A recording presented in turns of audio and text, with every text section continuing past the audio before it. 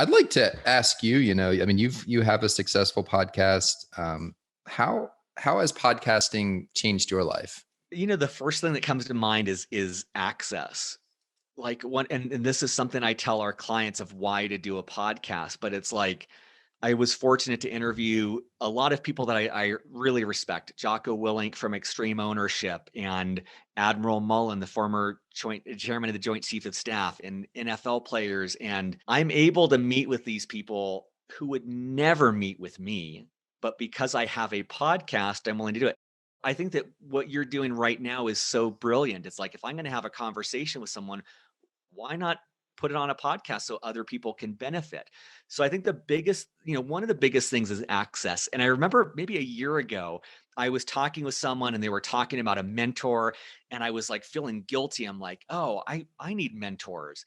And then I realized like I'm essentially getting that with the podcast, right? I'm like meeting with these incredible human beings and getting knowledge from them and getting mentorship from them that most of them honestly wouldn't probably do if I didn't have this platform to interview them on. And the great thing is, at least where we're at right now, most people, they don't even have the language to qualify a podcast. I would say that of the 380 people I've interviewed, maybe 3 asked like, "Hey, what's your audience size? How big is your audience?"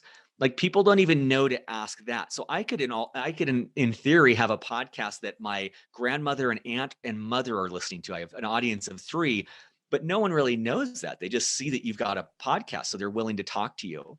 That's one.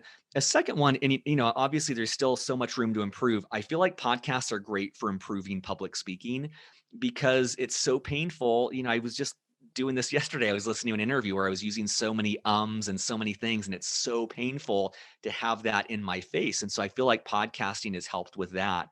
And then third one is the idea for Captivate came because, in part, I saw the power of podcasts when I was doing it with Beyond the Uniform and realized basically, like, hey, there's a million things I'd love to do. Beyond the Uniform doesn't have a budget, so I'm not doing that. But if a company had a budget, you could do incredible things with that. And that was one of the building blocks that led me to Captivate.